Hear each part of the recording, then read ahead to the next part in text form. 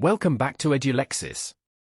Today is day 80, and we are stepping into the exciting world of artificial intelligence by building your very own command line interface chatbot.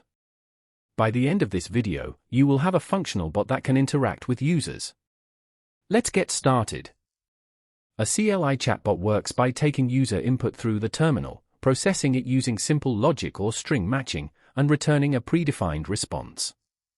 Think of it as a conversation tree where the bot reacts to specific keywords like hello or bye. Open your favorite IDE. We don't need any complex external libraries today. We will use standard Python. Create a file named chatbot.py. We will start by importing a timing module to add a realistic delay to our bot's responses. First, let's define a function called greet. Inside, we'll use input to get the user's name. This personalizes the experience. We'll store this in a variable's name and use an f-string to print a friendly welcome message. We need the program to run continuously. A while true loop is perfect here. Inside the loop, we will use a variable user_input to capture what the user types. We'll convert it to lowercase using a .lower to ensure our keyword matching is case insensitive. Now, the core engine, if-else blocks. We check if the user_input contains hello. If true, we respond with hi there. If it contains how are you, we reply, I am a bot, but I am functioning perfectly. Let's add more complexity. If the user asks what is your name, the bot should reply with its name. We'll add a helped keyword that lists what the bot can talk about. This makes the chatbot user-friendly and guided. To make the bot seem intelligent or thinking, let's use time.sleep 1. Place this before the print statements. It creates a 1-second pause, mimicking the time a human takes to type a response. What if the user says something the bot doesn't understand? We need an else block. In this block, the bot will print, I'm sorry, I don't quite understand that yet. Can you try asking about my name or saying hello?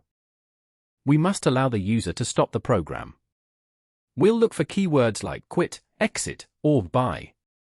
If found, we use break to exit the while loop and print a polite goodbye message before ending the script. Good code should be modular. Let's move our response logic into a function called get_response, user_input. This keeps our main loop clean.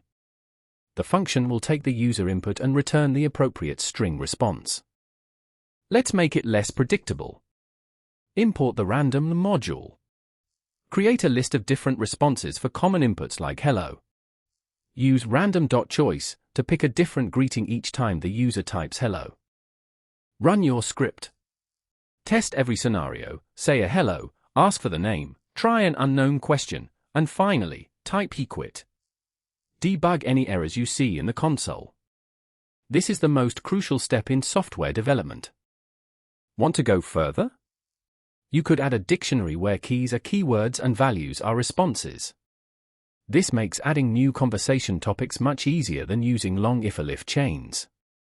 This is the first step toward building more advanced NLP bots. You've just built your own CLI chatbot. This demonstrates loops, conditional logic, functions, and standard libraries. Keep experimenting by adding more keywords. Don't forget to like, subscribe to Edulexis for more tutorials, and see you in the next lesson. Thank you for watching. Like if you learned something, share with your circle, and subscribe for more.